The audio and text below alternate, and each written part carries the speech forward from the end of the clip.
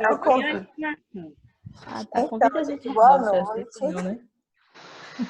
Para quem não me conhece, eu sou Elizabeth, sou assistente social, né? Sou Iaô, Terreiro Ileaxel de Talfaciná, e aqui em João Pessoa, na Paraíba. E sou co-idealizadora do projeto Iabás, que é esse projeto aí que a gente está botando a cara na rua desde o finalzinho de 2018. E aí a Gracila pode falar um pouquinho mais do que a gente vem aprontando desde então. Bem, eu espero não esquecer, né? Normalmente a memória não me ajuda, mas eu sou Gracila, sou EQED, né? Sou EQED de Iemanjá, sou Gracila de Iemanjá, frequento o Ilha Delta Fascinar com Beth, né? Sou neta desse terreiro, não sou filha da casa, mas sou sim neta, meu companheiro que foi feito lá.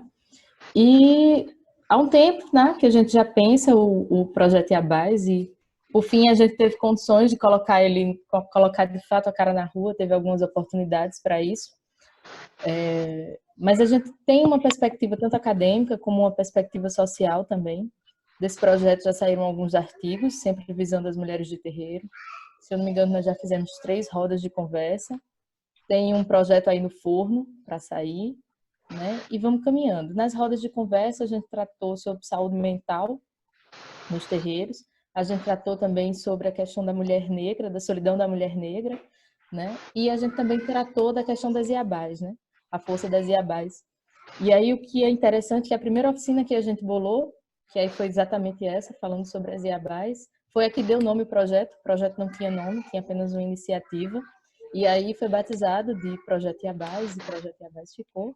E estamos caminhando sempre nessa perspectiva, sempre trazendo novos temas, novas conversas.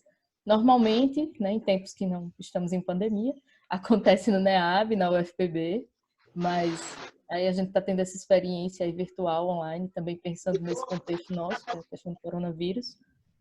E vamos nessa. A expectativa é caminhar, continuar caminhando e vendo o que é que dá. Então, agora eu pedi para as nossas debatedoras, né, se apresentarem. E elas, na ordem que elas se organizaram, elas podem se apresentar e depois seguir com a apresentação, com a fala que elas trouxeram para compartilhar com a gente na noite de hoje. Só informando que quem quiser interagir, fazer perguntas, vai no chat. Se não viu onde é que fica o chat ainda, no seu aparelho, na linha de baixo tem uma janelinha com a palavra chat e você clica nela e abre do seu lado direito, do aparelho que você estiver usando para dialogar com a gente. Então, quando as meninas estiverem falando, vocês podem ir fazendo comentários ou se inscrevendo para fazer perguntas. Se cair a sua conexão, não tem problema, você retorna, depois, você clica novamente no link e retorna para a nossa atividade. Eu estou preparada aqui, lápis e papel na mão. Gracila e eu vamos estar fazendo esse papelzinho das mediadoras e agora é com nossas debatedoras, Ângela Pereira e Joíse Santos. Fiquem à vontade. Quem começa? Eu mesma? Pode ser. Pronto. Então, boa noite. Boa noite a todas, né? Me parece que agora a gente só tem mulheres. Vocês confirmam? Né? Temos mulheres. E, bom, né? Meu nome é Ângela. Eu me formei em fisioterapia na UFPB faz mais de 10 anos nesse processo. E dentro da universidade eu fui entrando por várias vertentes, né? Eu fui conhecendo vários espaços que me fez conseguir compreender a saúde de uma forma muito mais ampliada, né? E aí, desde movimento estudantil, né? E depois que a gente terminou a graduação, se envolvendo também com outras atividades e outras experiências também acadêmicas. Então, eu tenho especialização em economia e desenvolvimento agrário, né? Um fisioterapeuta fazendo esse tipo de discussão, mas porque realmente esse desafio de entender a política social projetou mesmo buscar outras questões. E também acabei fazendo um mestrado, né, em serviço social. Então,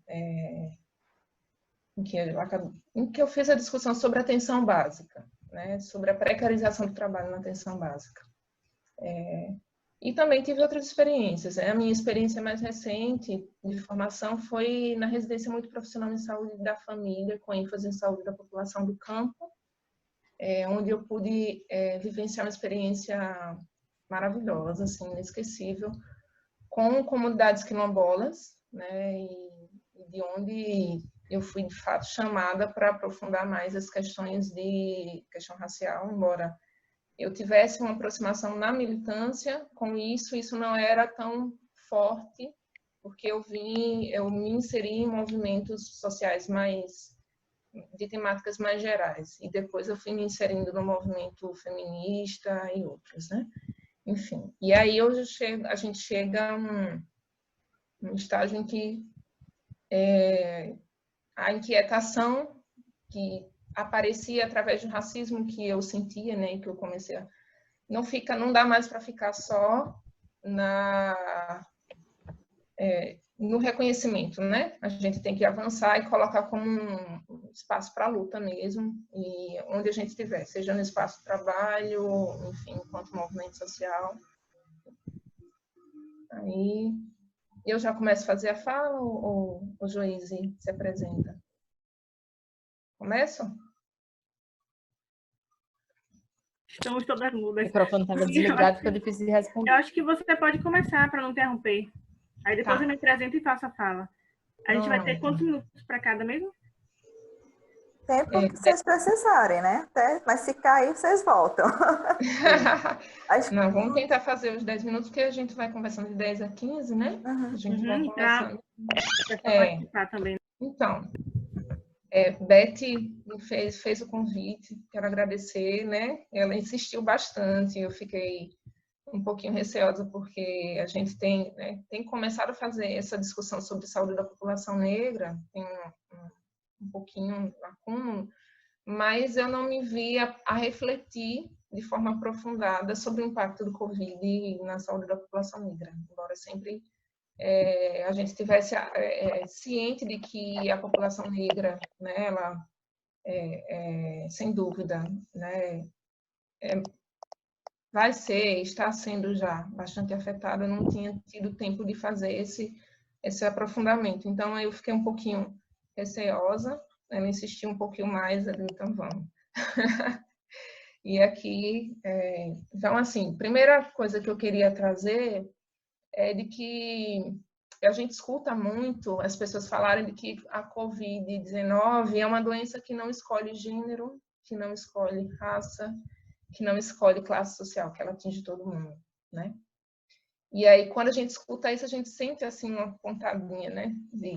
Assim, uma dorzinha, aquela dor que a gente sente toda vez que sente o racismo batendo na gente, de que a gente sabe muito bem que ela não é uma doença democrática, né? Ela pode atingir qualquer pessoa porque a forma de transmissão dela se dá por vias aéreas, né? Pela fala, pelo espirro, pela tosse. E aí qualquer pessoa realmente pode estar tendo contato com um vetor, né? Com um transmissor, pode ser atingido, de fato. Mas a gente sabe que os impactos para a população negra, ele é extremamente maior. E aí a gente não tem como fazer essa discussão sem trazer a temática da determinação social da saúde, né? E aí é uma discussão que eu comecei um pouquinho a estudar e me desafiar, mas também partindo de um outro lugar, né? Partindo do lugar que discute a determinação social da saúde de uma forma muito mais ampla, né? Valorizando a questão de classe social. Então a gente começa a trazer essa discussão, mas dizendo que existe uma interseccionalidade em classe, gênero, raça, e ainda, né, tem várias outras também que podem ser feitas, que, na verdade, determinam a saúde da população negra, né? Não é uma questão ou outra dissociada. Existe toda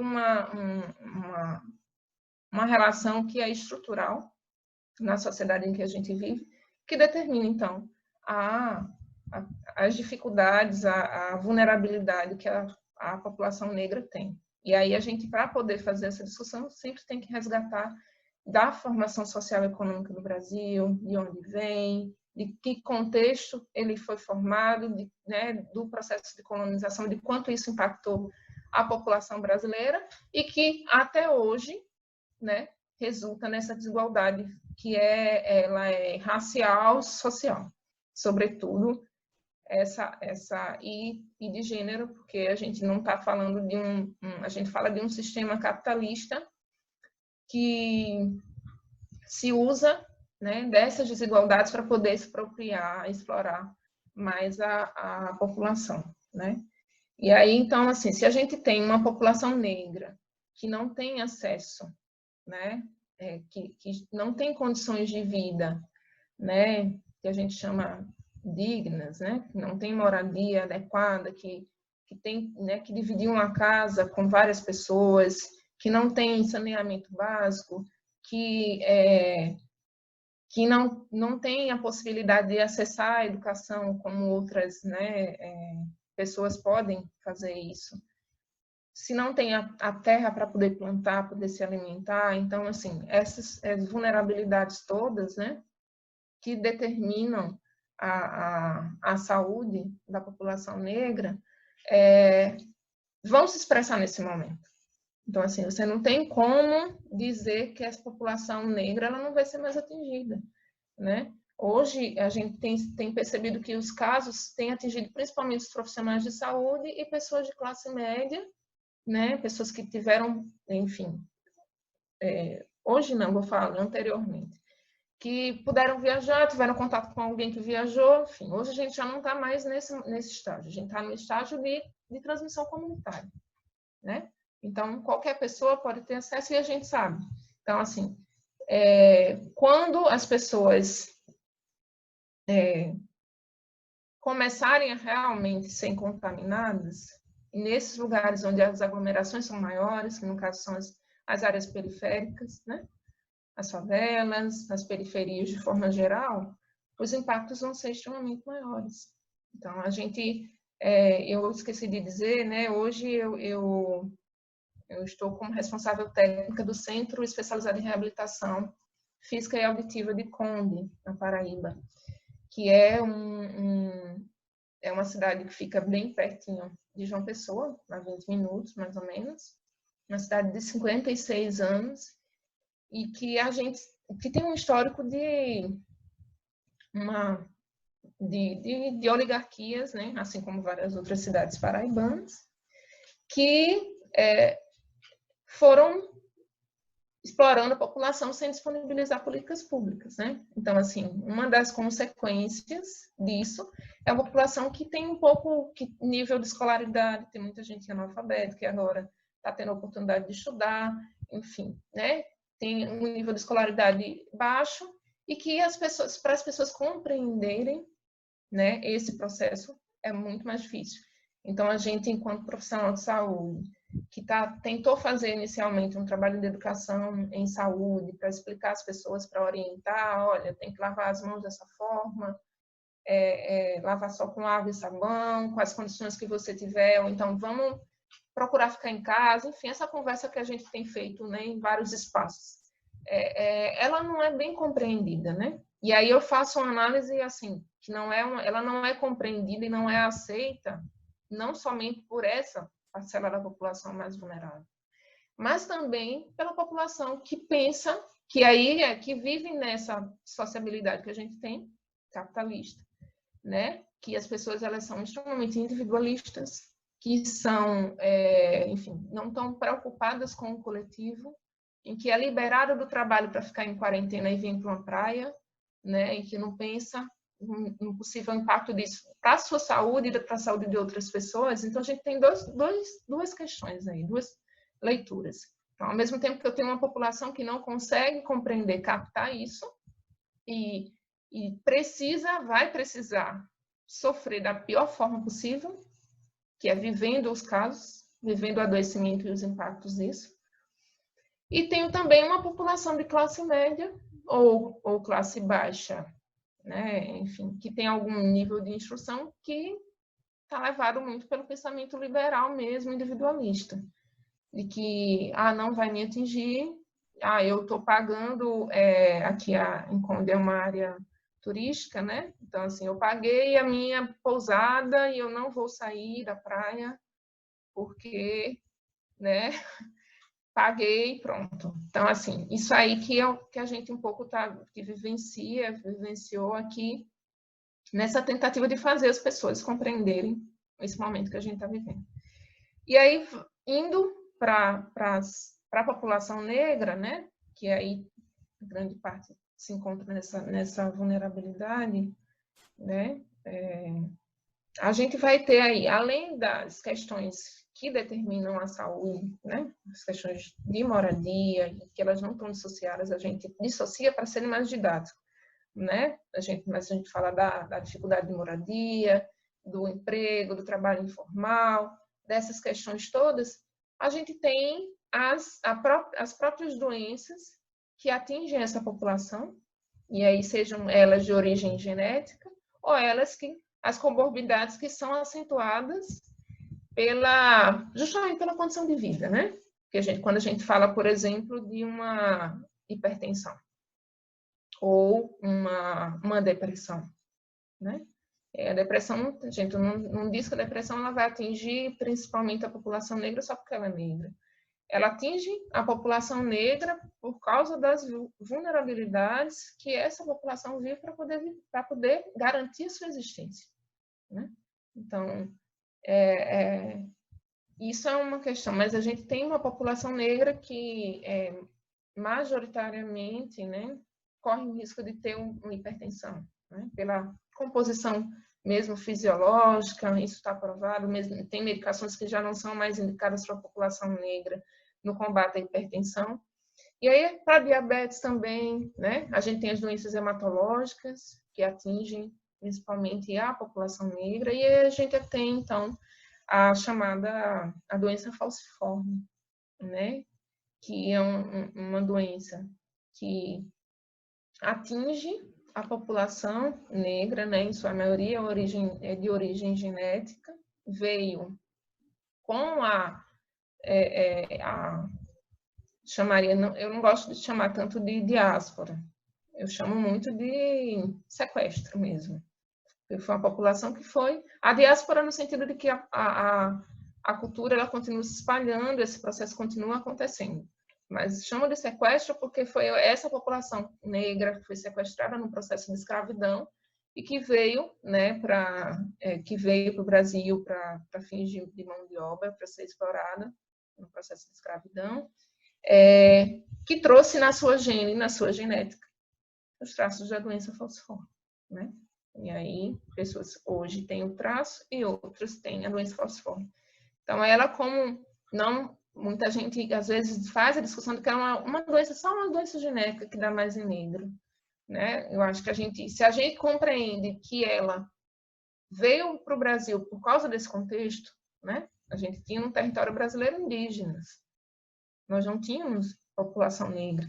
A população negra veio para o Brasil, assim como os imigrantes italianos e os outros posteriormente, por esse processo de colonização que foi expressão, resultado do imperialismo e que hoje a gente continua vendo acontecer, né? Aí um parênteses eu faço, por exemplo, quando os Estados Unidos está bloqueando a aquisição de máscaras, né? Estados Unidos de máscaras, tem uma compra de materiais médicos hospitalares que vinham para o Brasil, comprados na China, e ele foi lá e, do mesmo jeito que a França também está fazendo, a Alemanha também está fazendo. Então, assim, se a gente vê como as coisas são muito atuais, né? O imperialismo continua reinando aí, e isso repercute também na população, nas políticas públicas, no acesso aos materiais, enfim. E aí, voltando para a questão da condição dessa população, né? Então, você tem essa população que veio, que acaba sendo afetada, trazendo geneticamente o gene da anemia falciforme, ela está muito mais vulnerável porque é uma doença que afeta circulação, que afeta questões respiratórias. Então, né, para quem conhece alguém que tem, que já estudou, sabe que é uma doença que estimula muitas comorbidades, né? Então, se é difícil as pessoas compreenderem que essas pessoas precisam ser cuidadas de forma diferente por causa desse legado histórico de exploração, quando a gente não tem um momento como esse, imagina agora. Então, as pessoas vão dizer, não, por quê? Por que negro tem que ter um olhar diferente? Ou por que eu preciso ter um leite específico? E agora, antes essa discussão era feita, mas agora nem isso a gente tem. A gente vai ter uma luta, né? Já está acontecendo uma luta grande por leitos, né? Leitos nas enfermarias e nas UTIs, né? E isso aí realmente vai depender de gênero, de raça, enfim, as pessoas elas vão entrar nos espaços, já estão fazendo isso, né? E serão cuidadas independente disso. Então, mas esse olhar diferenciado, para mim, eu acho que é um desafio nesse momento, de que quem já carrega esse olhar enquanto profissional de saúde pode ficar mais sensível, né? E tentar dar uma atenção. Como é que a gente está, por exemplo, aqui em Conde, a gente está fazendo foi criado um projeto chamado Sentinela da Saúde. E aqui tem 2 comunidades quilombolas, 3, na verdade, né? E algumas têm a unidade de saúde quilombola. Então, assim, a minha preocupação logo quando eu coordeno uma equipe, a gente foi, como é que a gente direciona também um olhar para essas comunidades quilombolas, né? Sabendo que elas são que apresentam uma grande quantidade de pessoas hipertensas. Se a gente for olhar das unidades de saúde que a gente tem, uma delas é a que tem maior número de hipertensos, é justamente uma das unidades quilombolas. E aí não à toa, né? Não à toa. Por toda essa discussão que eu apresentei alguns pontos aqui. Então, além das questões da determinação social mesmo da saúde, das condições de vida, de existência dessa população, a gente tem as outras doenças de origem genética e outras comorbidades que são acentuadas na população negra, né? Então, assim, imagina agora o quanto a gente tem população negra atingida por síndrome de pânico, né? Pelo racismo, a depressão, e que agora vai se acentuar. Então, eu acho que a gente tem que continuar fazendo essa discussão com as pessoas, né? Agora é muito difícil, eu acho que a gente, assim, é muito difícil fazer com que as pessoas compreendam isso, porque vai ser mais um elemento de conflito, mas eu acho que nem por isso a gente tem que se calar. Eu acho que a gente tem que estar falando, e assim, a conversa ela precisa ser feita, mas nesse momento é muito mais a ação. Então, onde a gente está, onde a gente estiver e puder ter esse olhar diferenciado, né, o cuidado diferenciado, e fazer aquele colega que está do lado, aquele profissional que está do lado lá, atendendo, um enfermeiro, um médico, olhar também esse outro aspecto, porque muitas vezes nesses momentos eles somem, né? Eu estou olhando a sintomatologia geral. Qual é a sintomatologia geral, né? Febre, a coriza, em alguns momentos a diarreia, né? Em alguns casos, o cansaço e a falta de ar, né? Mas aí eu acho que aí para aprofundar, e quem faz a discussão isso, algumas pessoas já estão começando a fazer, né? O GT da Abraço já começou a fazer essa discussão maior, a Sociedade Brasileira de Medicina da Família e Comunidade também preparou um material só para a população periférica né, e já no caso das favelas e aí com esse olhar, justamente como é que a gente vai lidar, porque até agora aparentemente não chegou nesses lugares, né? Bem aparentemente, a gente sabe disso. A gente sabe disso, porque se está chegando, né, se está com transmissão comunitária, não, essas são as pessoas que realmente vão ter dificuldade para fazer a despedida com os seus entes queridos, né? A despedida fazer os velórios, enfim, para poder cuidar, essas pessoas talvez nem consigam chegar nas farmácias, nas farmácias, nos próprios hospitais, né?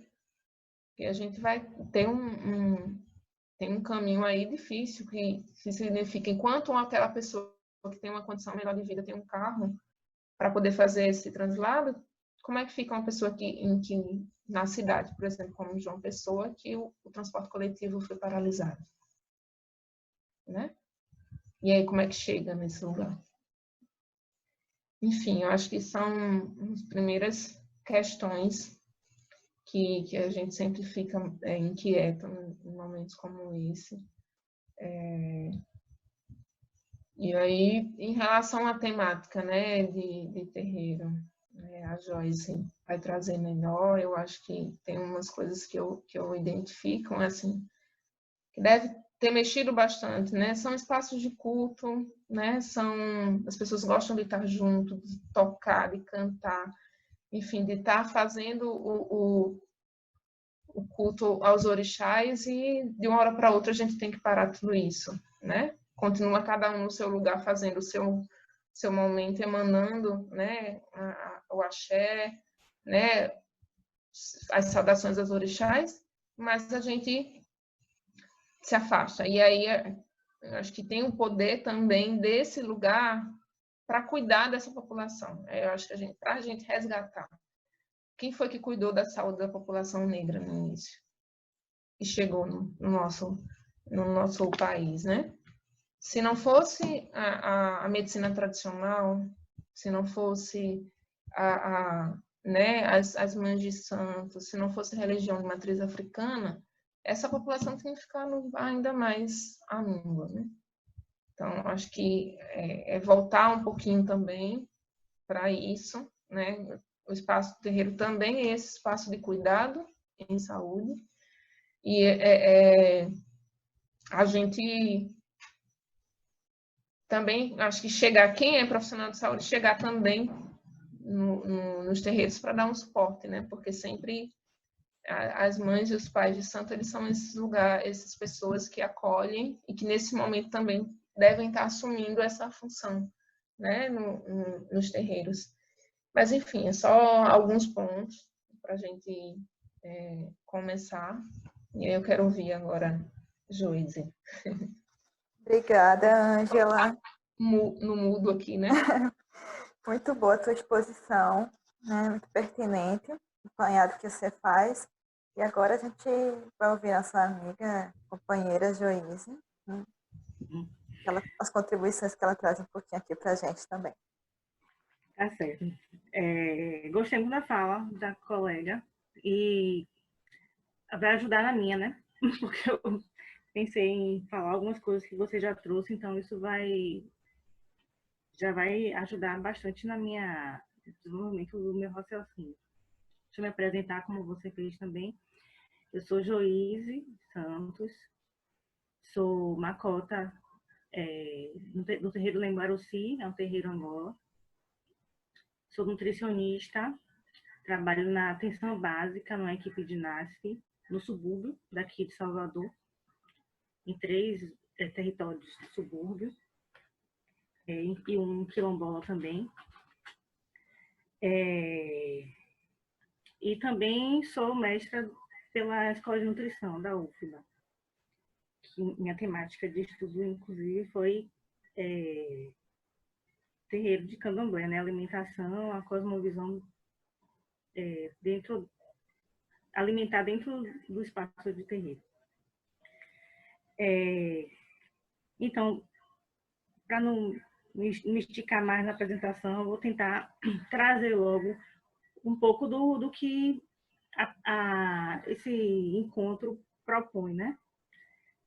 Que, pelo menos, foi colocado como desafio aqui por Beth. E, assim, eu normalmente não aceito fazer exposições assim, mas pela gravidade mesmo do que estamos vivendo, eu estou passando por cima de várias questões minhas para poder, não sei, acho que contribuir de alguma forma. porque são discussões que precisam ocorrer em espaços que não são muito convencionais, assim, né? Não, sem o contato das pessoas, a gente está tendo que aprender. Quem não lidava com isso está tendo que aprender a lidar, em estar perto de longe, por meio, né, dessas ferramentas.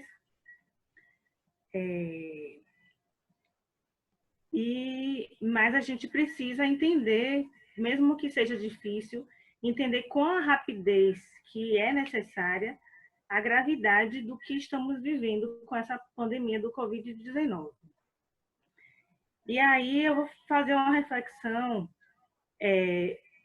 dentro, assim, pensando mesmo na nossa, na população de terreiro, né? Ô, gente, um minutinho, porque vai descarregar aqui. Eu preciso ligar aqui rapidinho. Sim. Então, fazendo uma reflexão dentro da realidade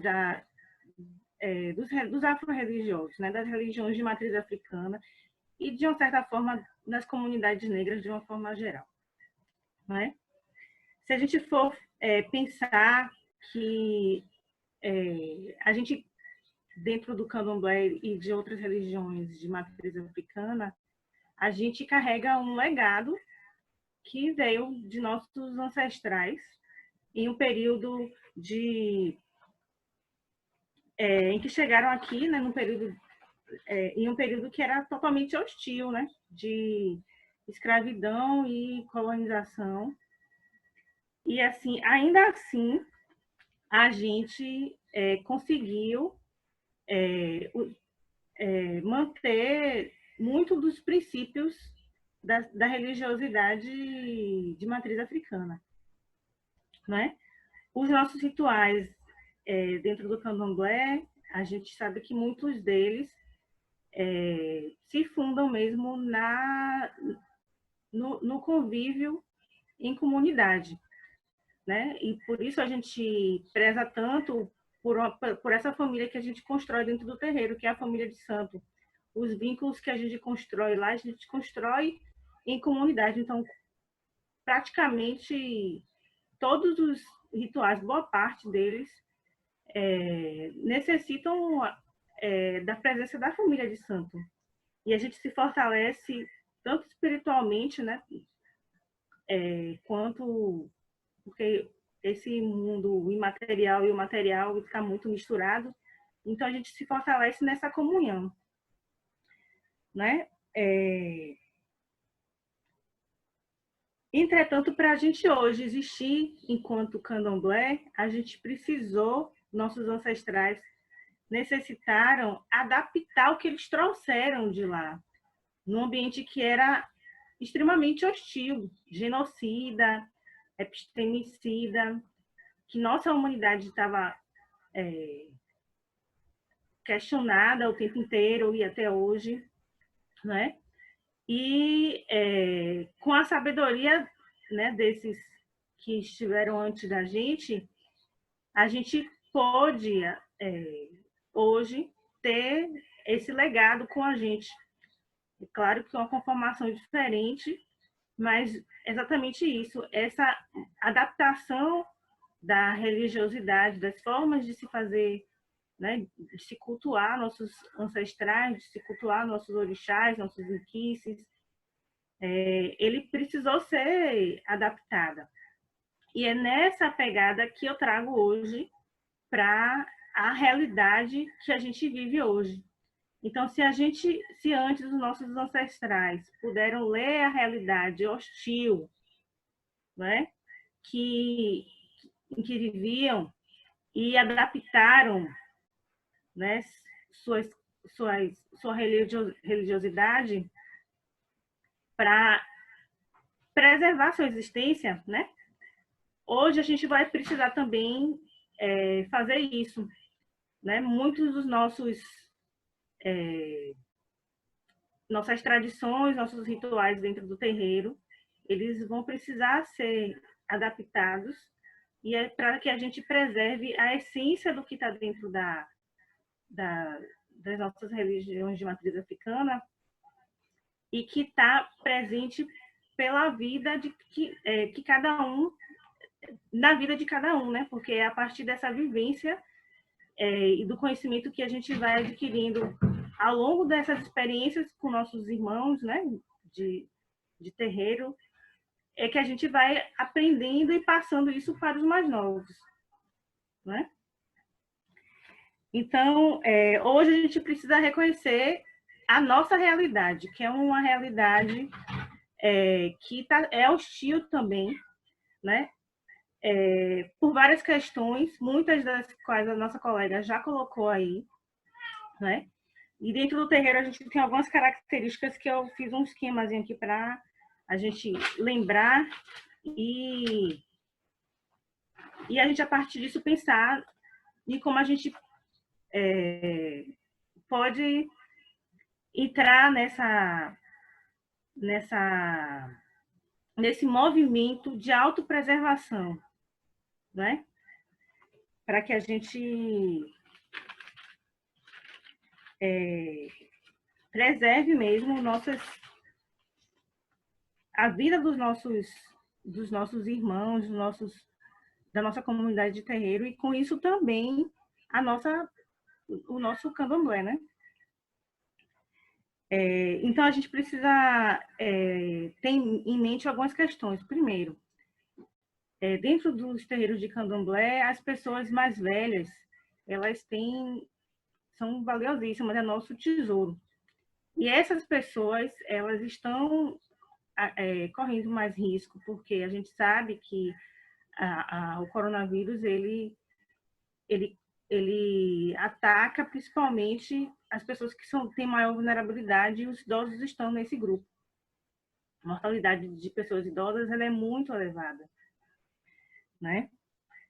Então, a gente, enquanto afro-religioso, a gente tem por obrigação de proteger essas pessoas idosas e tentar alertar mesmo de todas as formas que a gente puder dessa realidade que a gente está vivendo e da necessidade de resguardá-los, né?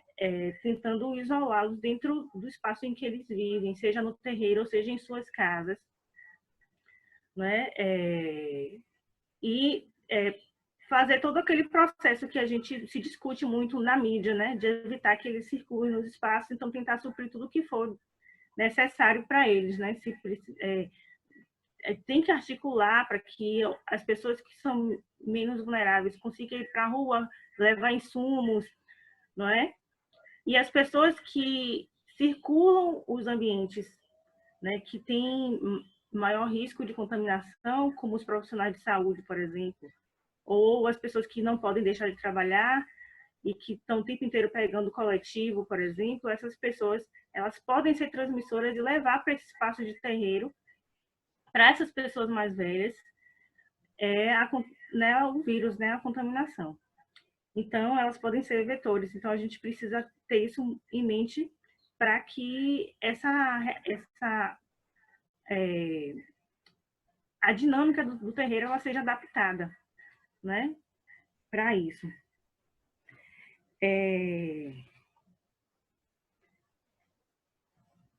A gente também tem que levar em consideração que a comunidade de terreiros, se a gente for aqui em Salvador, por exemplo, a maior parte dos terreiros eles estão situados em regiões periféricas.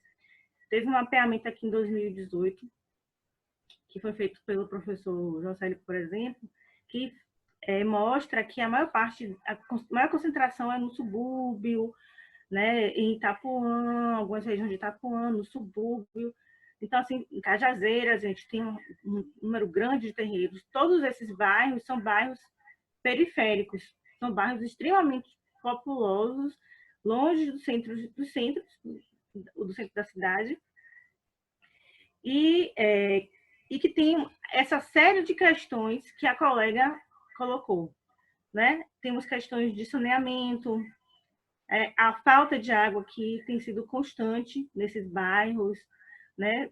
tem ainda situações de esgoto mesmo ao céu aberto, e a gente sabe que o vírus ele resiste nas fezes de uma pessoa contaminada, mesmo depois que ela não apresenta mais sintomas.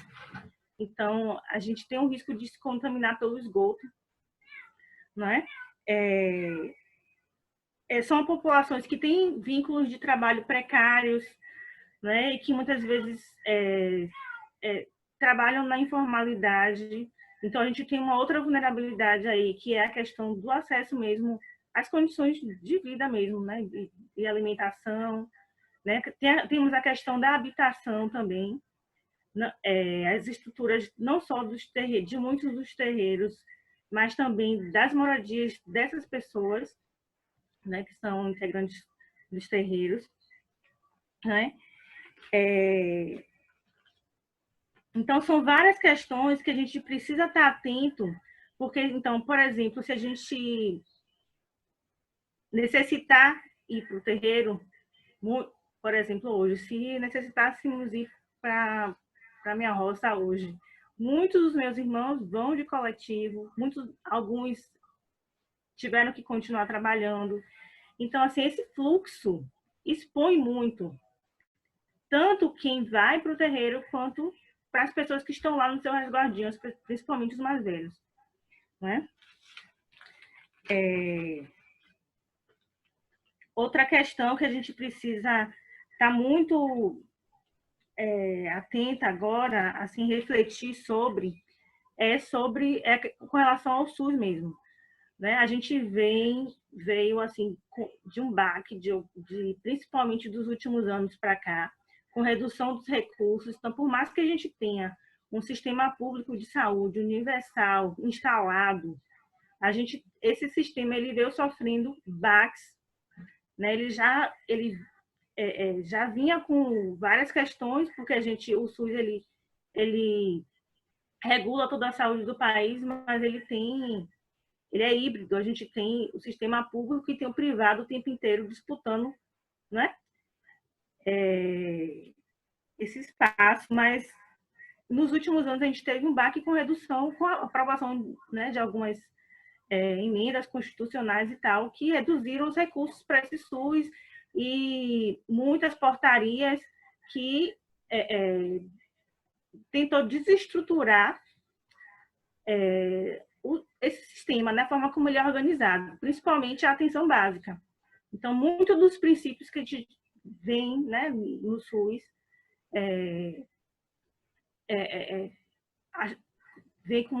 tem como importantes, eles começou a ser cortado aí durante nesses de 2016 para cá. Isso nos deixa em uma situação de maior fragilidade. Eu estou falando agora também como profissional de saúde da atenção básica. E, assim, essa população, a população negra, a população periférica, a população de terreiro, ela acaba que ela vai sofrer o impacto desse boicote que veio ocorrendo ao longo do tempo ao SUS, né?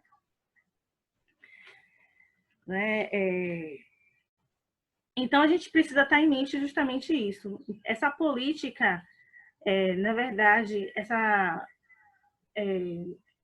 política capitalista que a colega mesmo colocou, né?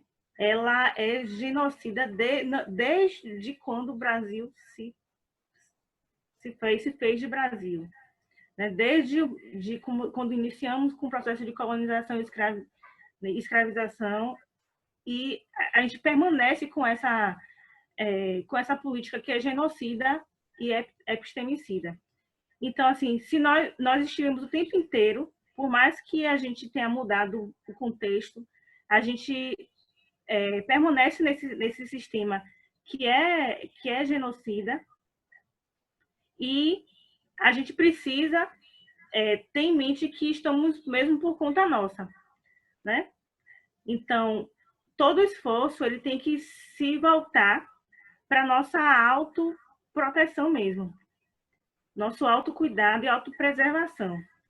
Então, é o apelo que se faz, que a gente eu acho que a fala da colega e a minha, o apelo é que a gente faça a nossa parte, né? E tente de todas as formas alertar aqueles que estão ao nosso redor, né? As pessoas que a gente conhece, as pessoas, nossos irmãos, nossa família de santo, nossos colegas, nossos amigos, que ainda não se tocaram da gravidade da situação, que a gente precisa pensar no coletivo, precisamos pensar na gente, porque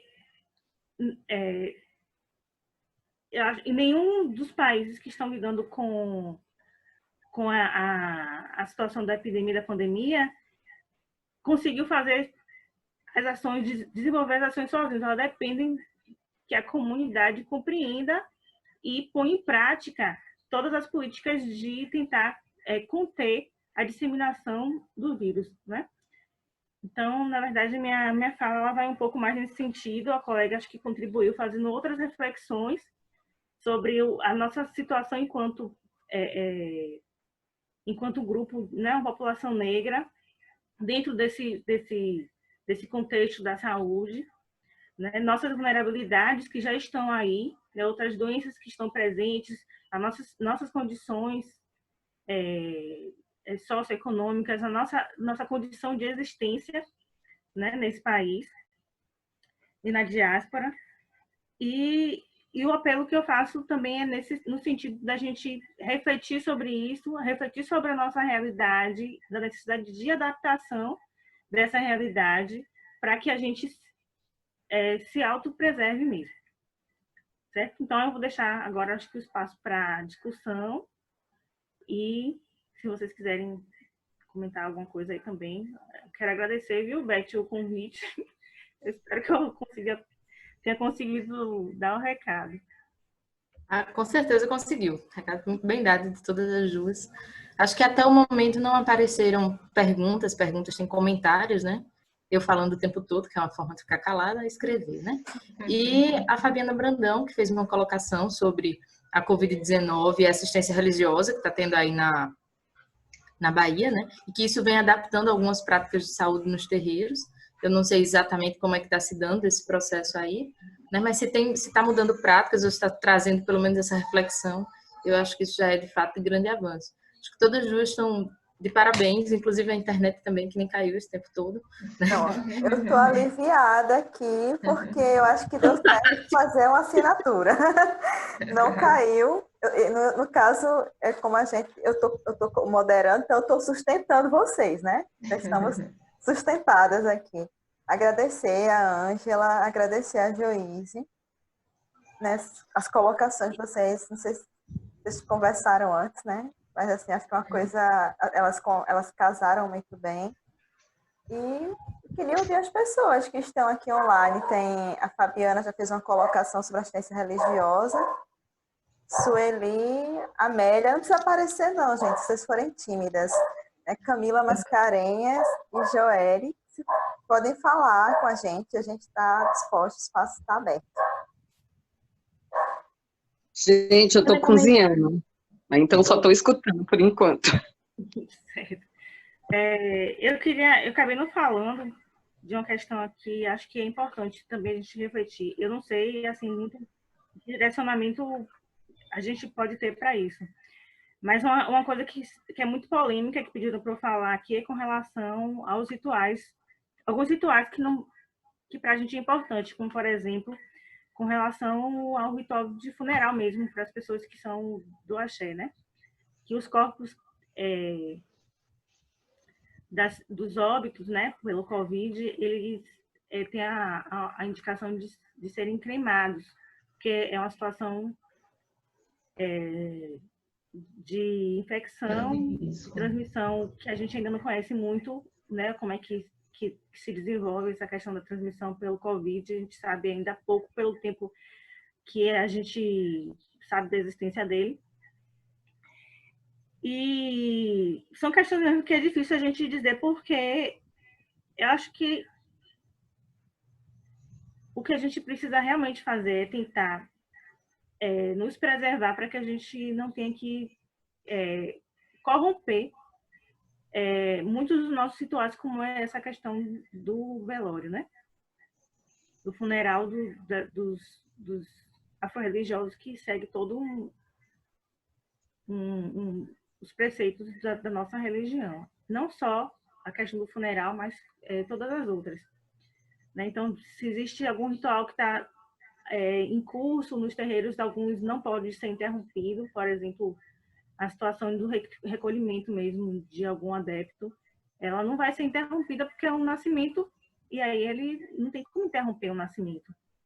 Mas a gente precisa ter ciência dessa realidade para que a gente tenha todos os cuidados e preserve aqueles que estão presentes lá. Então, muita coisa a gente precisa adaptar. Então, a festa aberta, por exemplo, com convidados, numa saída de Aô, numa saída de Macota, ela precisa ter, sabe, a gente precisa pensar no risco que isso existe. Então, algumas coisas vão ter que, talvez, ser suprimidas ou adaptadas para que o essencial não seja corrompido, entendeu? Então, é essencial, acho que dos rituais, a gente tem que adaptar para que o essencial mesmo, ele não sofra tantas interferências. E preservar a vida de cada um de nós, dos nossos irmãos, da população de forma geral, mas pensando na população de terreira, justamente tentar, inclusive, não ter que corromper parte das nossas tradições, como é o caso do funeral, entendeu? Que ele tem outra orientação de como tem que ser feito numa situação de morte por Covid. Outra coisa também que eu queria falar, a colega falou, não chegou ainda na periferia. Eu trabalho na periferia de Salvador, atenção básica, e chegou, e já com mortes. E essa situação de contenção da população, ela é muito difícil, está sendo muito difícil na periferia, porque, como você mesmo disse, né, a gente não compreende muito bem e a gente tem uma lógica muito individualista, né, neoliberal, de que está entranhado em todo mundo, porque a gente vive, a gente é bombardeado por essa lógica o tempo inteiro. Então, tem sido muito difícil fazer com que se cumpra mesmo as recomendações de isolamento, entendeu? Com certeza. Das pessoas. Eu acho que uma das coisas que vocês trouxeram, que foi comum, a fala das duas, é justamente essa preocupação com o modo de vida, né? Eu tenho, desde que começou a pandemia, eu tenho refletido muito sobre isso, como essa estrutura, né, vai modificar nosso modo de vida, né, as nossas sociabilidades, né? E pensando na comunidade, nas periferias, né, nas regiões periféricas mais diversas do Brasil, e pensando especificamente nos terreiros, né, nesse lugar específico, né, que é onde a sociabilidade se dá de uma forma mais confluente, de que tudo é feito coletivamente. Acho que são raríssimos os ritos que nós temos que são individuais, nem tem como ser individual, porque mesmo que seja uma pessoa, ela tem que ter uma ou duas ou três pessoas cuidando dela. Né? E aí, esse momento, né, de pensar que todo esse processo, que isso é um momento, né, que a gente acredita que que a gente chama de momento pandêmico, esse momento pandêmico ele vai passar. E quando ele passar, a gente vai poder voltar a ter a nossa sociabilidade de uma forma, evidentemente, que eu acredito, né, enquanto eu vejo muitos autores, muitos pesquisadores, pesquisadoras falando que não dá para a gente voltar ao que era antes, porque o problema estava na forma que a gente vivia anteriormente. Eu concordo em partes, né? Porque aí essa perspectiva é uma perspectiva individualista, a forma como era antes, né? Neoliberal, imperialista, mas aí eu vejo que os terreiros eles caminham numa outra perspectiva, ou pelo menos deveriam caminhar, né? Que é o espaço da coletividade, que é o espaço comum, o espaço da da comunhão, né? Não aquela perspectiva totalmente cristã, mas é um espaço onde a gente coloca as coisas em comum, né? O alimento que é compartilhado é para todos, a atividade ela é feita para todos, né? Então, assim, todos têm o seu momento de passar pelos seus ritos individuais, que eu sempre discuto, eu sempre acredito que o rito individual ele é coletivo, porque o sujeito ou a sujeita que se inicia, ele não se inicia sozinho, né? A energia é compartilhada, o axé é compartilhado com todos e todas da casa. No momento que um determinado inquice, vodum, orixá, está sendo saudado, todos estão sendo saudados. Então, assim, esse processo de individuação para as pessoas de candomblé, ela só se dá no coletivo. E aí a grande contradição, e aí onde nós estamos distantes dos demais, né, do restante da sociedade, eu diria assim, sendo bastante, talvez,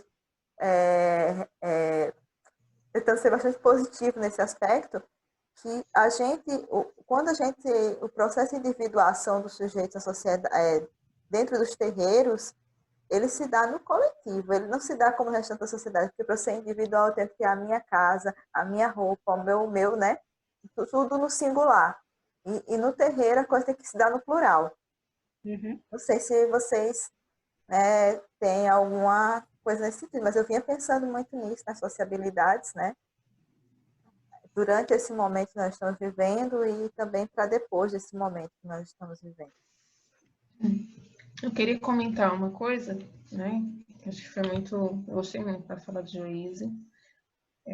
Isso mostra muito de como ela está conectada com as questões mesmo, né? Do candomblé.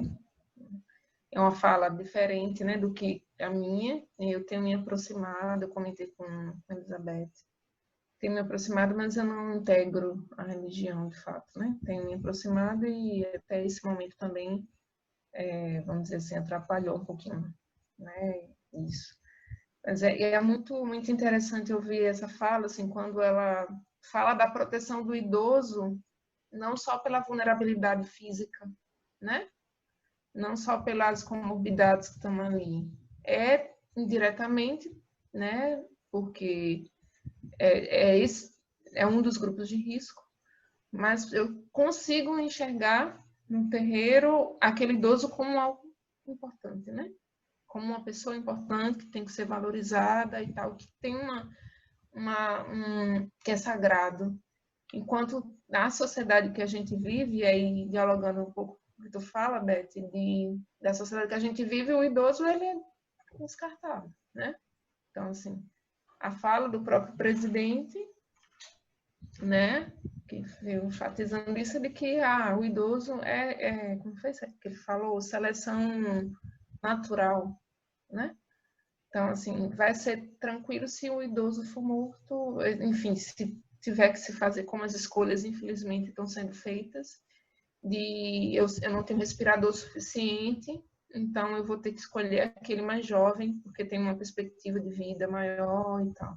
Então, assim, mostra também essa diferença, né? O idoso, a questão do envelhecimento para a sociedade capitalista, né, que rege a gente é do descartável, né? E, enfim, enquanto que para a religião de matriz africana, o candomblé, não, tem um sentido muito mais de sabedoria, de ensinamento, né? Enfim.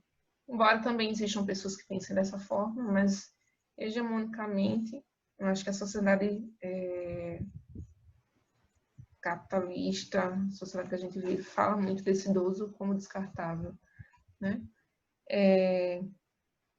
Aí também, né, algumas coisas sobre esse cuidado mesmo, né, com a população de terreiro, né, matriz africana, porque a gente vive uma hegemonia de religiões, né, as religiões cristãs. Então, hoje a gente tem, né, aí você tem uma projeção do Papa lá, né, fazendo, né, suas orações, e tem tal, e as religiões de matriz africana são perseguidas, né? Então, assim, eu tenho uma projeção das religiões cristãs, de forma geral, e as religiões de matriz africana, elas são perseguidas. Então, aí há realmente a necessidade de cuidado, né?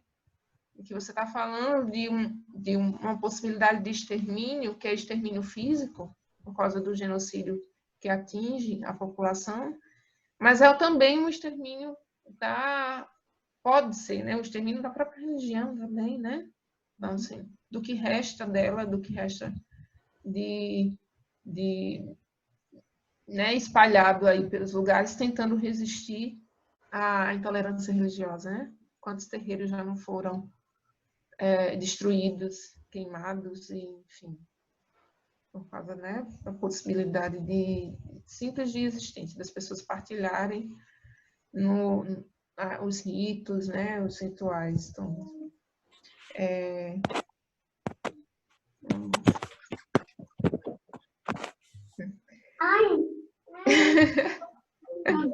Olá! Bem-vinda. Bem-vinda. Então, aí outra questão também que me chamou a atenção, né, porque eu fiz uma fala mais geral, na fala de Joyce, a questão realmente do SUS. Como a gente está, ultimamente a gente tem passado por fases bem difíceis, né, para quem atua na atenção básica aí.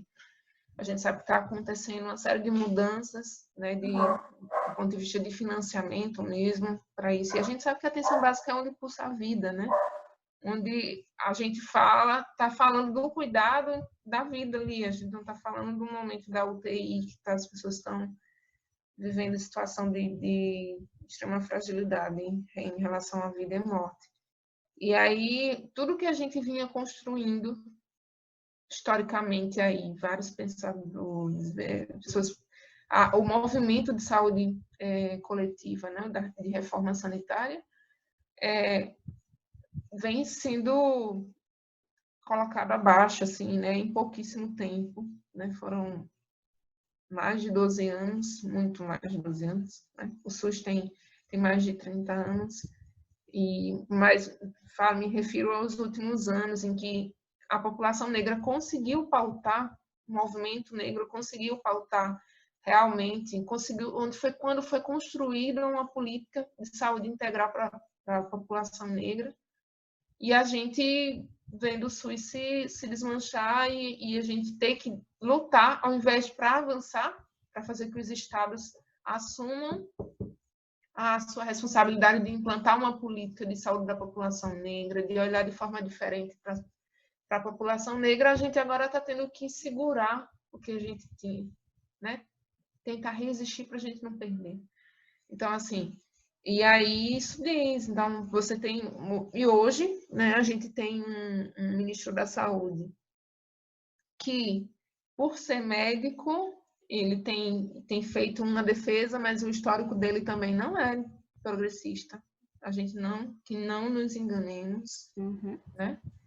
Não nos enganemos, ele tem sido a salvação temporária, porque está expressando a fala, a orientação de isolamento, as pessoas esperam, mas a gente também não pode se enganar, né?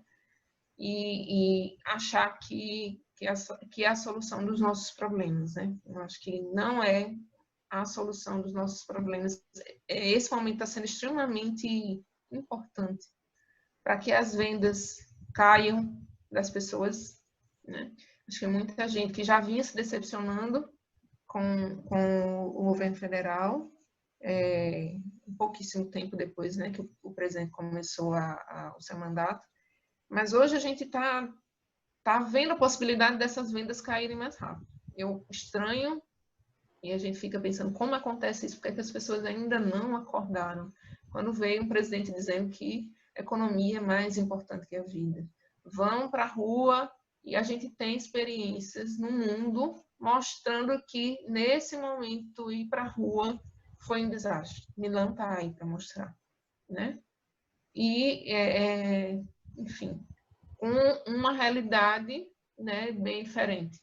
A gente está falando da Itália, de um país europeu, que tinha suas vulnerabilidades, que tem a sua vulnerabilidade, mas foi constituído enquanto país em cima da exploração também dos países da América Latina, né? Aí eu falo do estado de bem-estar social. Então, assim, e você tem uma realidade que foi extremamente danosa, que está sendo ainda extremamente danosa, e aí a gente faz uma projeção de um discurso semelhante num país como o nosso, em que as pessoas estão extremamente vulneráveis, que elas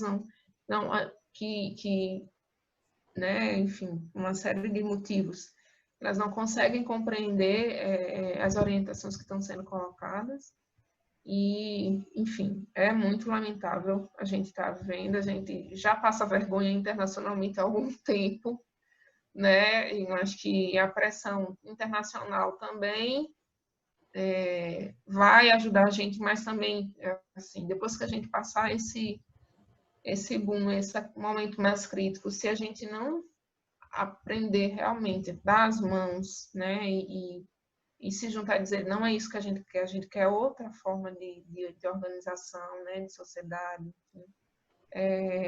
E a gente fala de organização de sociedade, mas, assim, as mudanças pequenas, né, do nosso convívio.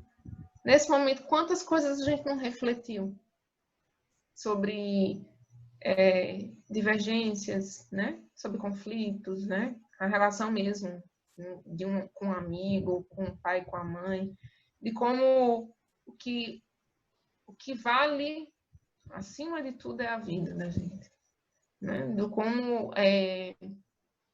como o sistema que a gente tem hoje, né, o sistema capitalista, ele não é essa forma de organização econômica, social, ele não soma para a vida, né? Ele soma para a destruição.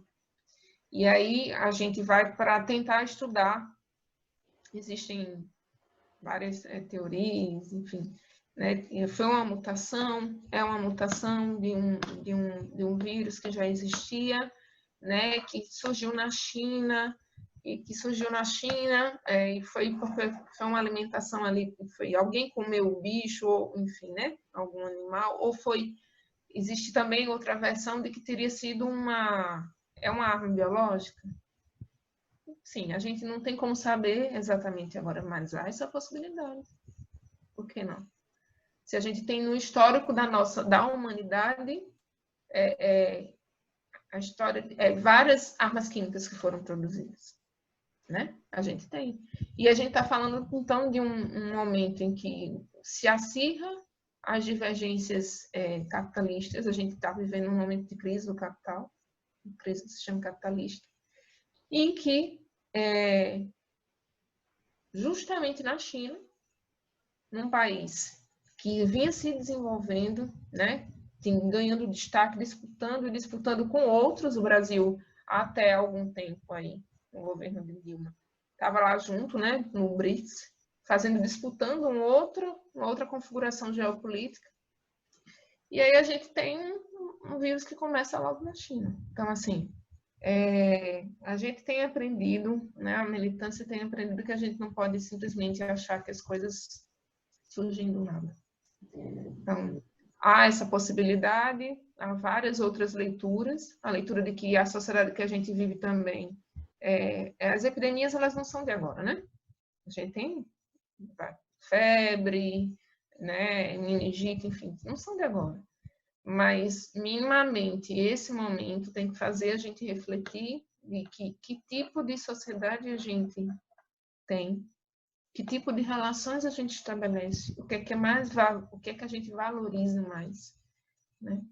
O que é que a gente valoriza mais nas relações e que a gente aprenda um pouquinho, que a gente aprenda e tente mudar. Enfim, eu assim, a gente sempre tenta ser otimista, esperar que as coisas melhorem. A gente espera que melhorem. Eu acho que a forma da sociedade, como ela está organizada, e a questão ideológica, ela aprisiona demais as pessoas ao consumo fetiche eu estou bem porque eu tenho aquele objeto, ou porque eu tenho aquele nível de vida e tal. E talvez por isso, a gente não consiga sair dessa crise com um olhar mais humanizado, né? Com uma mudança, dizer, olha, essa sociedade que a gente vive desse jeito não nos serve. Mas alguma mudança há de haver, né? E aí a gente tem que ir, voltando para a questão da população negra, se a gente vive em constante genocídio, se essa população ela é assassinada, é mais presa, né? É o maior número de população presa nas penitenciárias. Então, essa população a gente tem que buscar cuidar da nossa maneira, como sempre foi. Porque se a gente tem um discurso que prevalece de que a doença ela é democrática, na prática a gente sabe que ela não é democrática, né? Democrática no sentido de atingir todo mundo. Ela vai atingir todo mundo, mas se todo mundo estivesse vivendo na mesma condição, os impactos poderiam ser semelhantes. Mas como a gente sabe que não vivemos na mesma condição, então a gente fez essa leitura aqui, né? E várias outras coisas também poderiam ter sido colocadas. Aí dizer que esse momento agora está sendo muito interessante. Eu agradeço mais uma vez, Beth, para a gente conseguir fazer essas discussões, pena que ainda pouca gente, né? Poucas, mas que essas informações a gente precisa, nesse momento, justamente, se fortalecer. Quem está conseguindo ficar em quarentena e quem pode ficar em quarentena, aproveitar, né? Aprofundar e ver como é que possíveis caminhos, que estratégias a gente pode estar tomando. E quem não está, como a gente, Joíse, que a gente aprende ainda mais nessa tarefa difícil que é ser trabalhador da saúde, né? Difícil e que a gente escolheu, né? Algumas pessoas escolhem pelo possível status, né? Mas tem gente que não escolhe pelo status, escolhe porque foi chamado. E quantas pessoas, né, nossos companheiros trabalhadores, trabalhadoras negras estão dentro, enfermeiras principalmente, técnicos de enfermagem, estão dando a cara nos hospitais, e, enfim, sem equipamento de proteção individual, né? Porque ao mesmo tempo que eu faço a fala de que o trabalhador ele tem que estar, assim, entender que é um chamado e ser solidário, eu não posso exigir também que todo mundo, que a gente tenha o mesmo pensamento que os médicos cubanos, por exemplo, porque a formação dos médicos cubanos é diferente da formação do profissional de saúde, justamente porque a sociedade cubana é uma, embora influenciada também pelas questões capitalistas, né? Mas o pensamento é a forma como eles são formados é outro, o que eles estudam, os ideais, os valores que eles estudam é diferente do que a gente vive no Brasil, né? Então, um profissional, muitas vezes, um estudante que escolhe ir para a área da saúde, ele está pensando no possível status, ou em ganhar um pouco mais do que um professor, e aí a gente vai percebendo que não é bem assim, né? A gente percebe que a coisa não funciona assim, e que agora, nesses momentos, a gente é muito mais... Ou é a gente, profissional de saúde, mas, infelizmente, com a classe trabalhadora desorganizada, em que não se luta pelos direitos, né? E aí você vê tipos de tratamento diferentes para médicos, né? O médico que você vai lá e vai cobrar, eu tenho que dar o EPI completo para o médico. Mas será que eu não tenho que dar o EPI também para o técnico de enfermagem que está lá?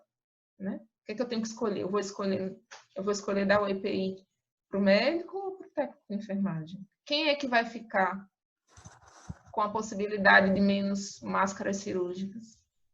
E aí, Ângela, eu acredito que né, não te interrompendo, que eu estou adorando a tua fala, estou aqui me deliciando, né?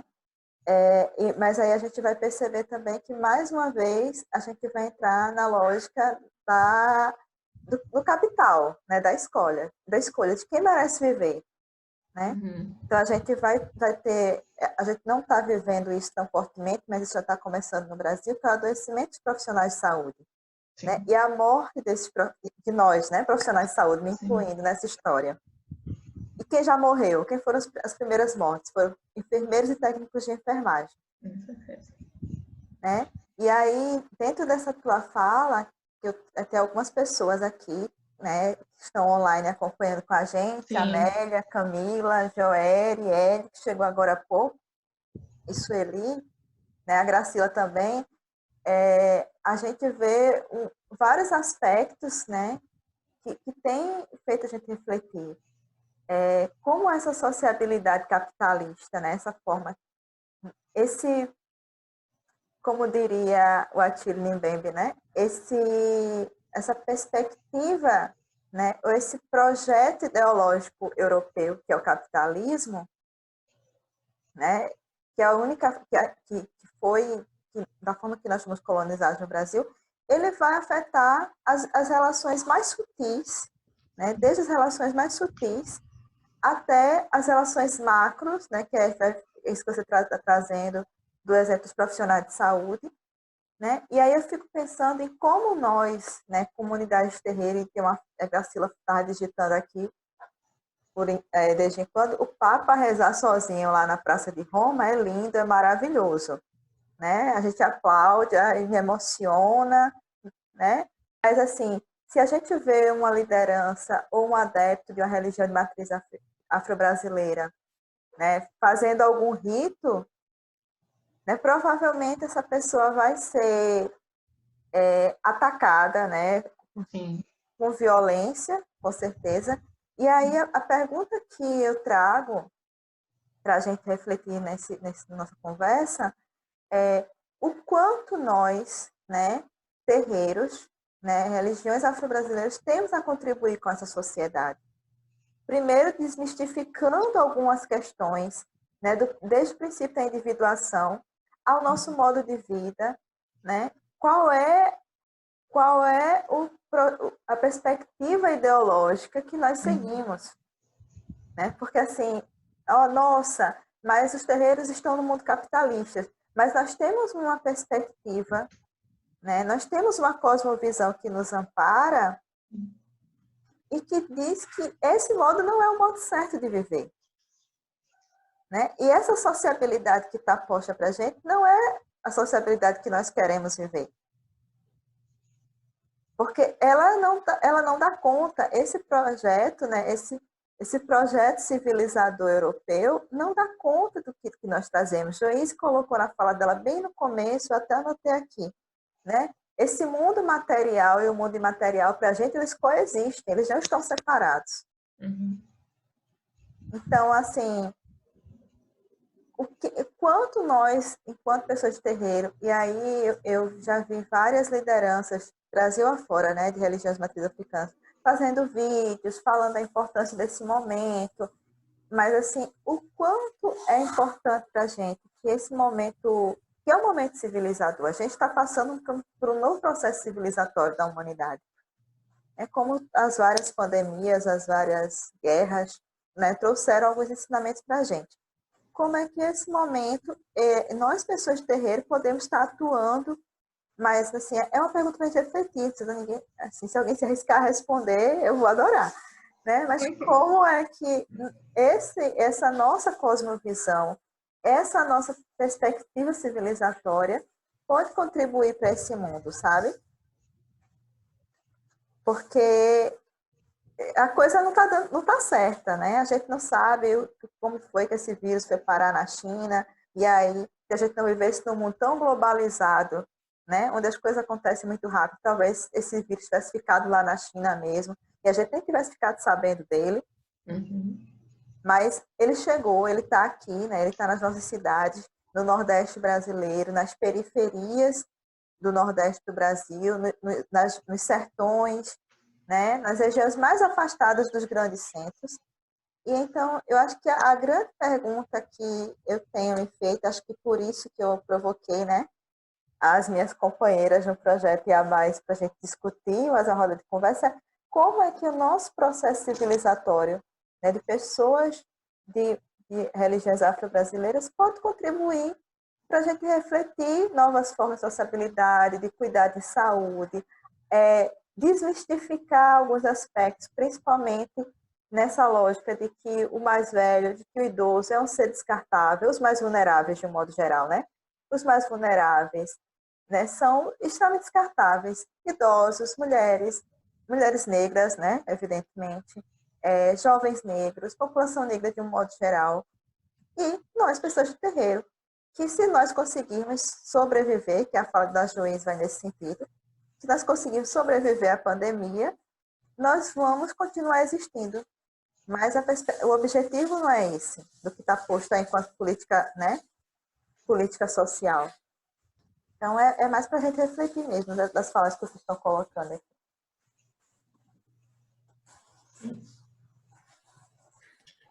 Quando é no modo presencial, eu sou a pessoa que controla o tempo. No modo virtual também. Acho que a gente pode estabelecer um teto de 9 da noite. Sim! Só para cumprir minha função social. Oremos, sigamos. Fiquem à vontade, tá? Fala, Gracila. O que é que você acha disso tudo?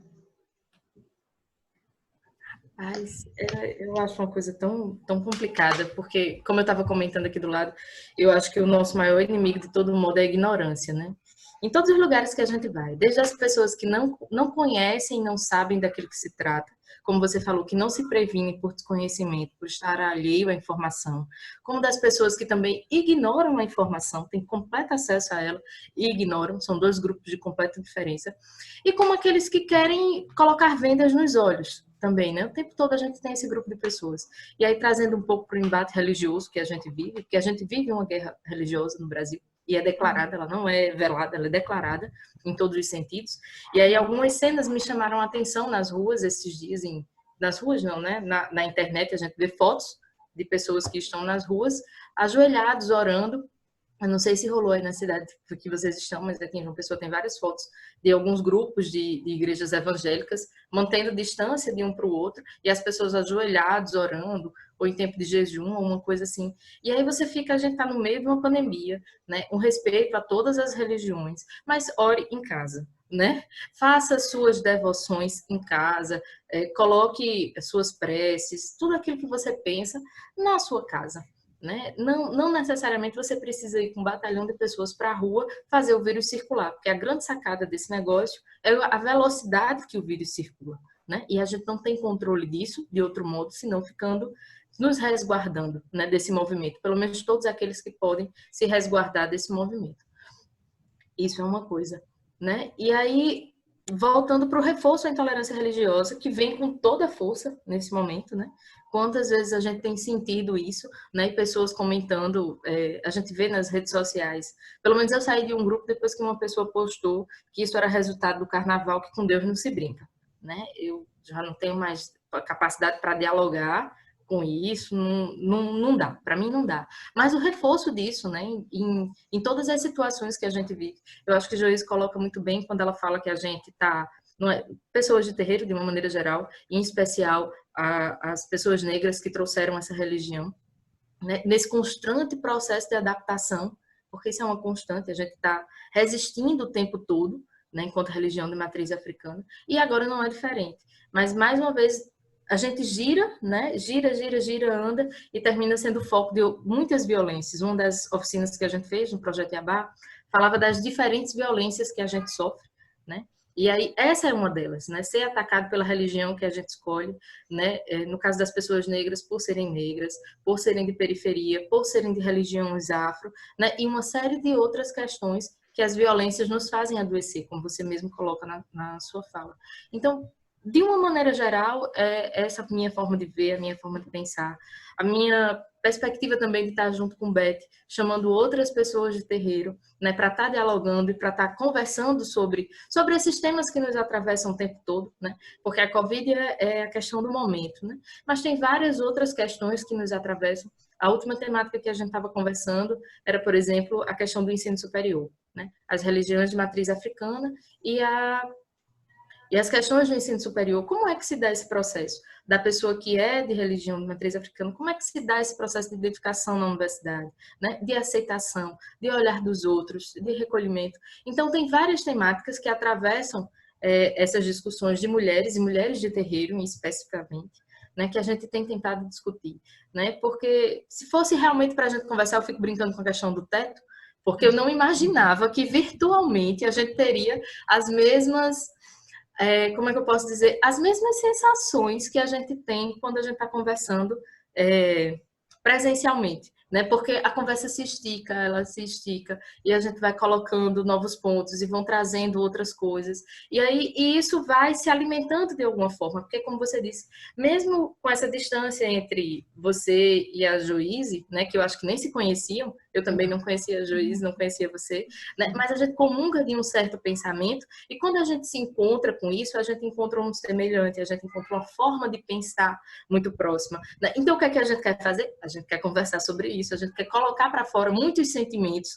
que estão guardados. E aí, isso tem acontecido em todas as rodas de conversa. Eu não imaginava que na roda de conversa virtual acontecesse também.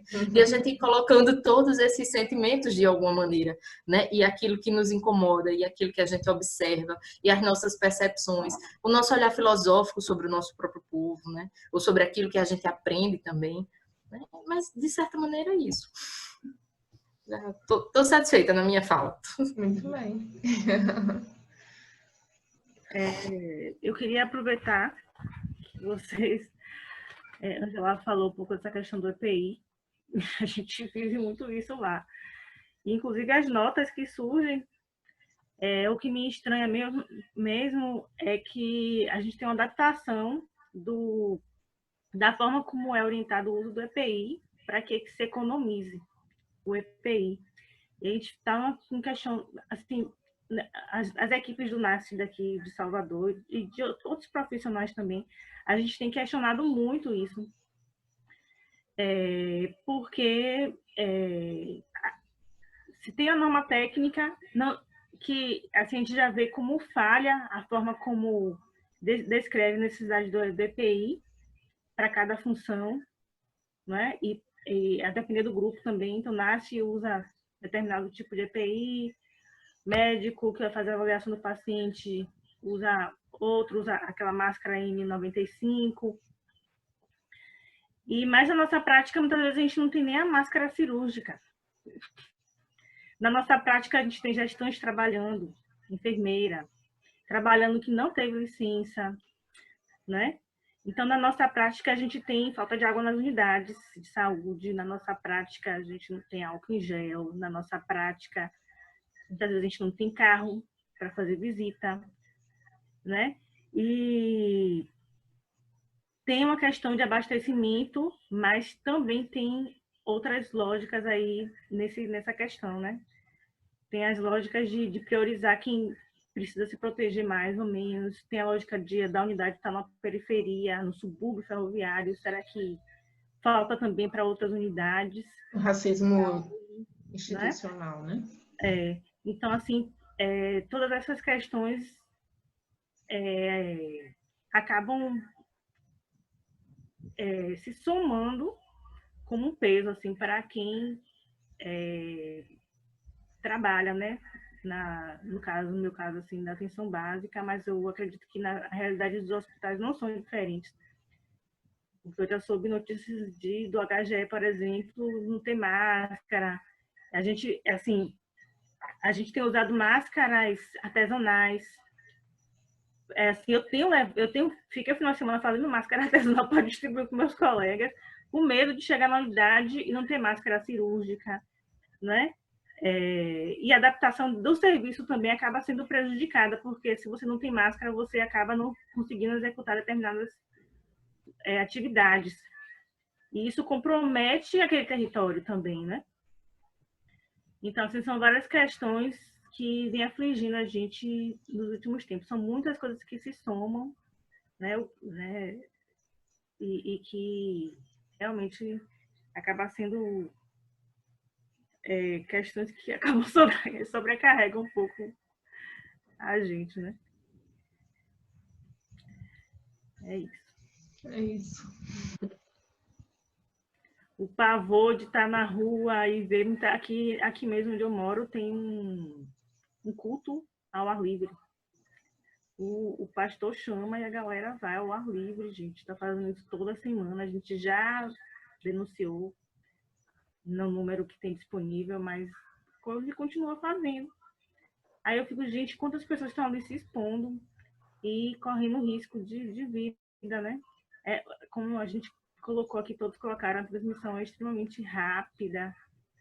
Então, assim, se tiver um contaminado ali no meio, todo mundo se contaminou e levou para suas casas, né? Enquanto a gente que trabalha nas unidades de saúde, a gente vai extremamente preocupado de voltar para casa e trazer vírus. Eu estou em semi-isolamento na minha casa, porque tem um diabético, tem minha mãe que é idosa, então, assim, a gente fica numa situação de tensão que é terrível, com medo, até porque a gente não tem equipamento de proteção adequado. Eu tenho procurado até na internet para comprar, não tenho achado.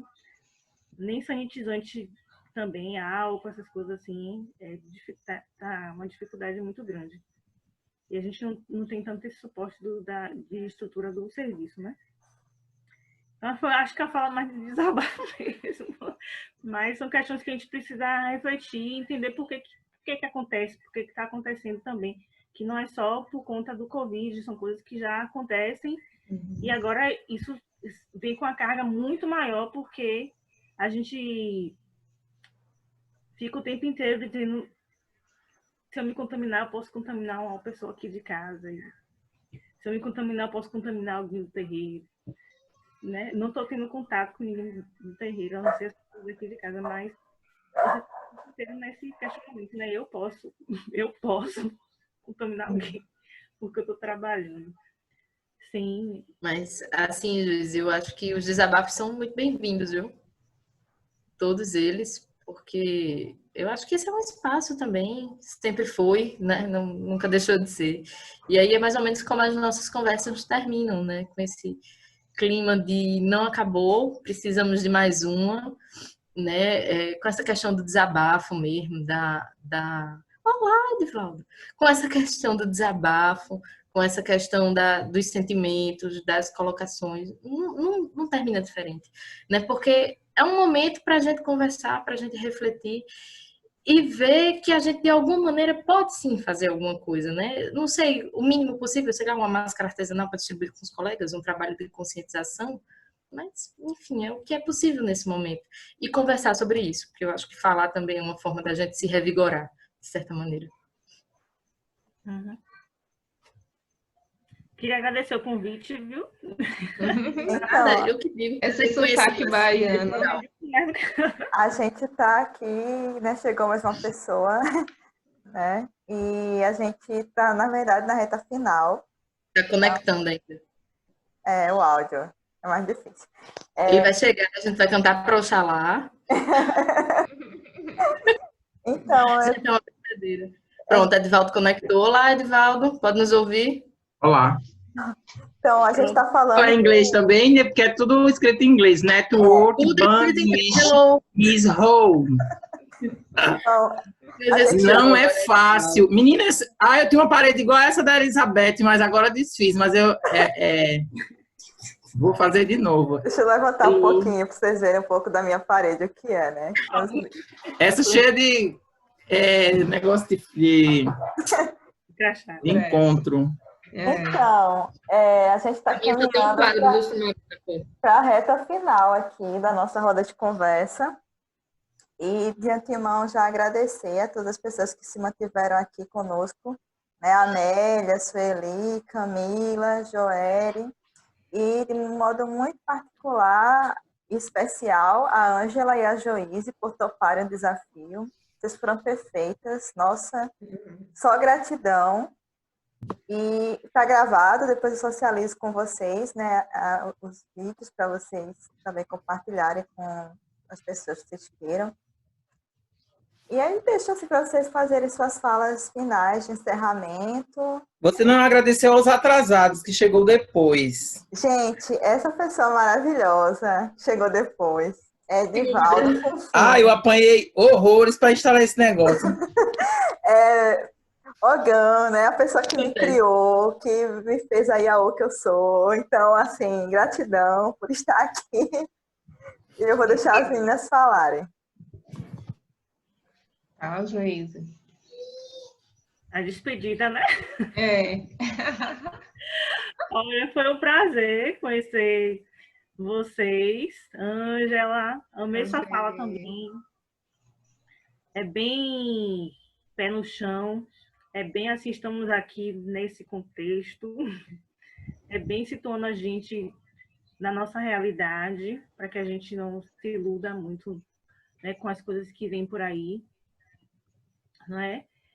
E que isso, para mim, é fundamental para que a gente, assim, ter noção dessa realidade é fundamental para que a gente se proteja, né? Não caia nas armadilhas. Então, eu queria muito agradecer a Elizabeth pelo convite. E para mim foi um prazer conhecer vocês, mesmo de longe. Espero que um dia, depois dessa pandemia, né, sobrevivendo, vamos falar assim que vamos sobreviver a isso, a gente se encontre pessoalmente, né? Que a gente, espero que a gente tenha uma oportunidade e rever Beth também, que a gente se fala mais pelos meios virtuais mesmo, desde o período que a gente se conheceu. E agradecer a todos que participaram, que mesmo que não se manifestaram aqui, mas que ficaram escutando, né? Minha mãe pequena, sua bênção, obrigada por participar, os outros também. A bênção para quem é de bênção, aos meus mais velhos e aos meus mais novos. E aos colegas de trabalho também que participaram, o pessoal daqui de casa também participou. Então é isso. E que a gente continue assim, tá de parabéns esse espaço aí. Eu quero participar dos outros. Não precisa ser como falante, não. Pode ser como ouvinte. Entendo. É isso. Então, eu também quero agradecer muito, né? Como eu disse, eu não tive a oportunidade de ir na roda de conversa presencial, que aconteceu com alguns companheiros aqui do movimento de mulheres negras, né? Mas, para mim, foi uma experiência muito, né, boa. Primeiro, por essa questão virtual, né? Eu gosto muito mais de estar junto. Está sendo bem difícil, nesse momento, a gente não poder abraçar as pessoas, né? Não poder, enfim, dar um cheiro. Mas a gente entende que por um tempo é necessário e que isso vai passar, né? O quanto antes a gente espera. E em relação ao projeto, realmente é maravilhoso, né? Eu acho que isso só vai fortalecendo a gente. São as rodas de conversa auto-organizadas, de autocuidado também. Em relação a Joíse, prazer, Joíse.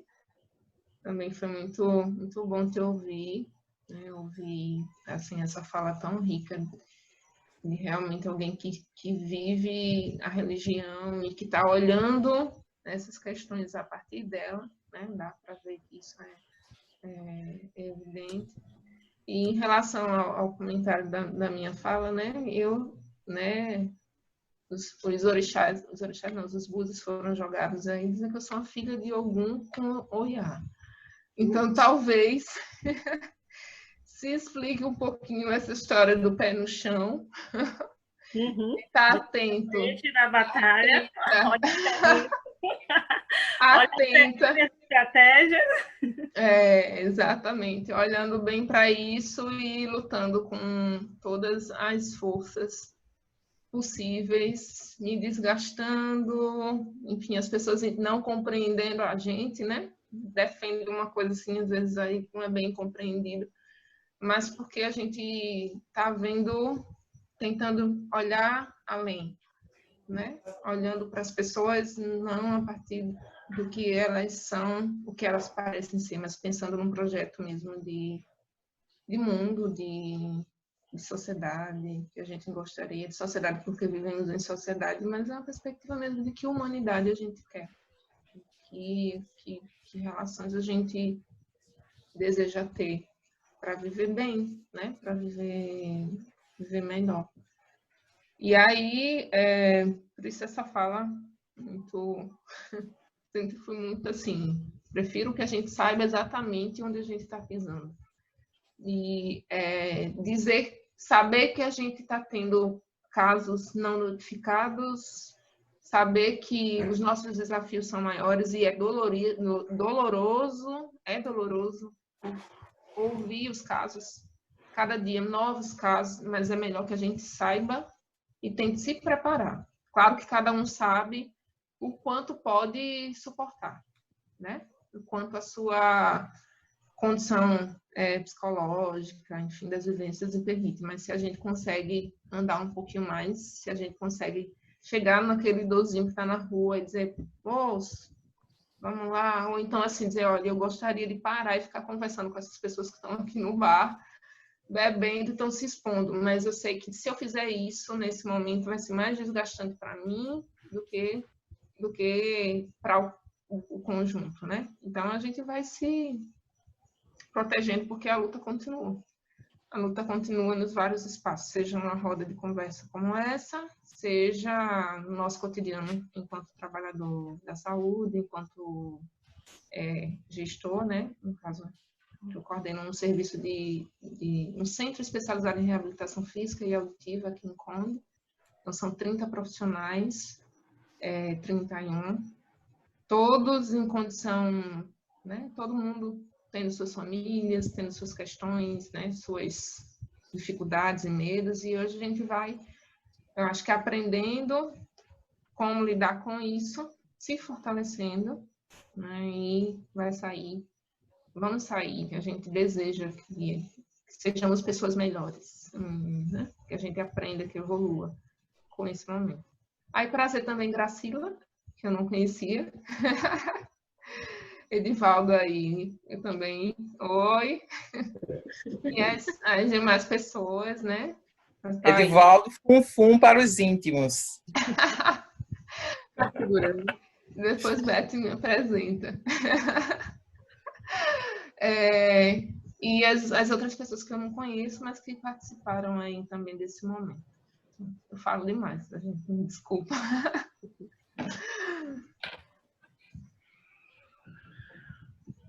Gente, abra os seus microfones, né? Se quiserem falar, a Camila já colocou aqui no chat, né? Para a nossa despedida, a gente está encerrando, né? 1 minuto para as 9 horas.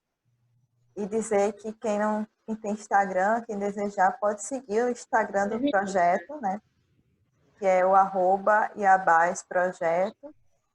E aí as coisas a gente vai postando lá. Eu acho que até terminar essa pandemia, a gente vai ter outra roda de conversa, não sei. Espero que a pandemia acabe, para a gente não precisar fazer online. Para a gente não precisar fazer online. Mas acho que o Funfun quer falar alguma coisa. Vai acabar, é passageiro. A gente só precisa passar por ela da forma mais estratégica possível. O menino.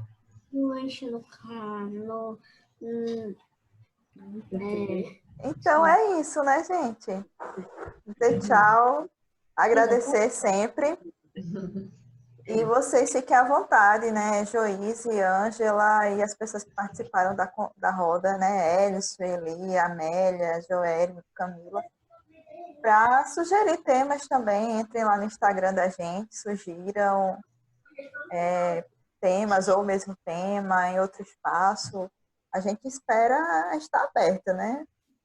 Mesmo não indo para o serviço, eu continuo trabalhando, né, aqui no observatório.